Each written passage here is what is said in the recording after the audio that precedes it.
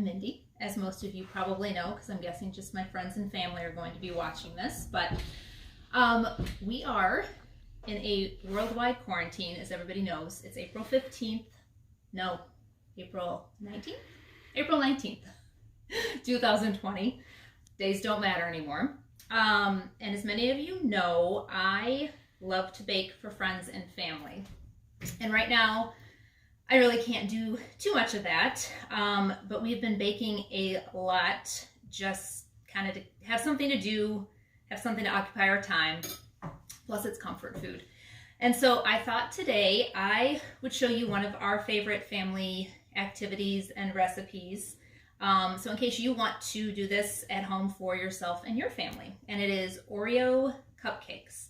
So I'm going to try to make this short and sweet. I've done some of the prep work ahead of time, and then I have a finished product to show you. But what you will need is a yellow or white cake mix, or this one is vanilla actually. You're going to go ahead and do the ingredients that are listed on the back of the box. This one is oil, water, and eggs. Once you get that all mixed up according to the directions, you're going to add some Oreo cookie crumbs. But before I get to that, I'm going to go ahead and show you, I've already kind of gotten the cupcake, or the cupcake tin already done for you. I use foil liners because it's a little bit easier to have the cupcakes come out of foil lined ones, I have found in my experience. So I'm going to take my Oreos. You're going to twist and put filling side up into the cupcake tin. And you're going to want to hold on to those. I'll show you why in just a minute. And if you have one side of the Oreo that has less filling, that's the better side to save out. And that way this part will bake better as a base for your cupcake. So as I'm doing this, I'm going to go ahead and take the cupcake batter. Like I said, I've already got that mixed up.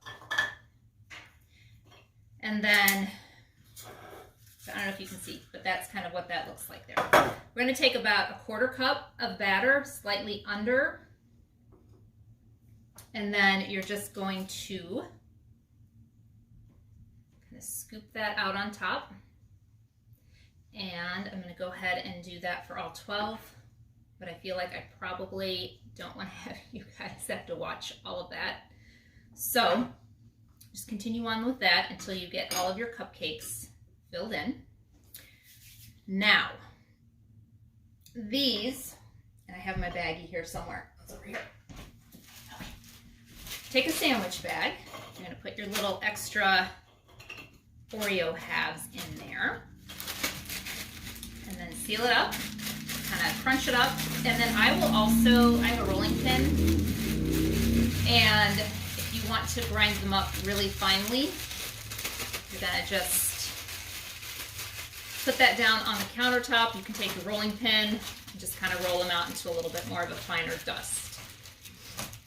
Now with those, about half of the crumbs, remember when I said you mixed up your cake batter according to the directions, so while you still have that, you're going to take about half of these finely crushed crumbs and pour it into your batter. And you'll just mix it up real quick, maybe 10 or 12 seconds just to kind of get it worked in there. You end up with the batter looking like this, and then that's what has gone into the cupcake tin.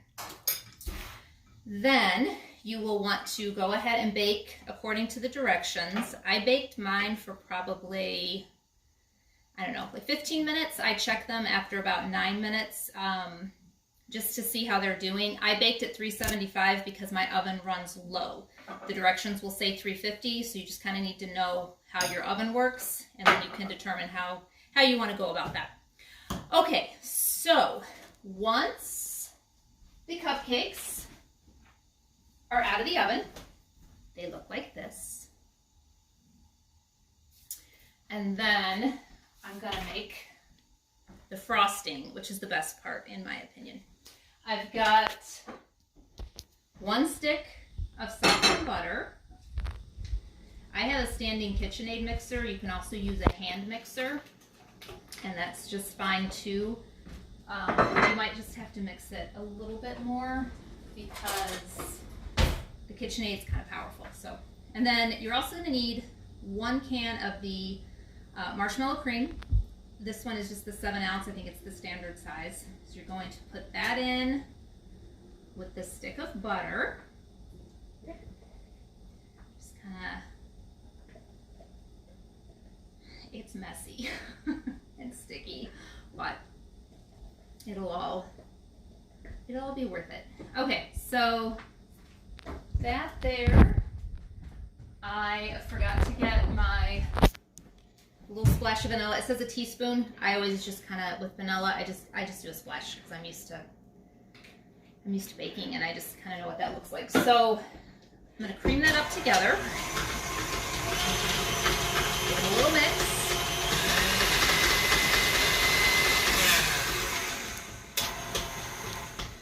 Okay. Then you're going to take a 1.5 cups of powdered sugar and about 4 tablespoons. I use half and half. You can use milk. You can use heavy cream. I prefer half and half. I like the consistency. I like the taste. I like the way it turns out. So start with your powdered sugar and just shake in about half. And the same thing with your half and half or your milk. And then you're just going to start on very low and get that mixed in. And the reason you want to kind of not dump everything in all at once is that you're going to have, it's going to snow powdered sugar on you. All the way up into the air and onto the floor, which has happened to me many times. So you just kind of want to start slow. I did not use all of this because you kind of have whatever consistency you want for your frosting. You kind of want to have a little bit to work with, because I'm going to put mine into a piping bag, and I can already tell mine's too thin actually. So I'm going to need to add a little more powdered sugar. Is no big deal. Frosting's kind of hard to mess up. If you add too much of one thing, you just go back and add more of the other. It's not that big of a deal. I'm going to grab my powdered sugar. And again, I'm not even measuring. I'm just kind of shaking a little bit of this into the bowl, just to kind of see where it lands.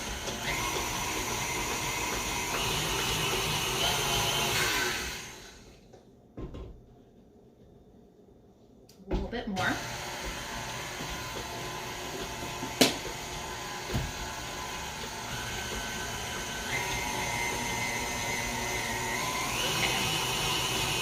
That is definitely a better consistency. I might even make it a little thicker in a little bit, but you kind of want like the soft peaks to form.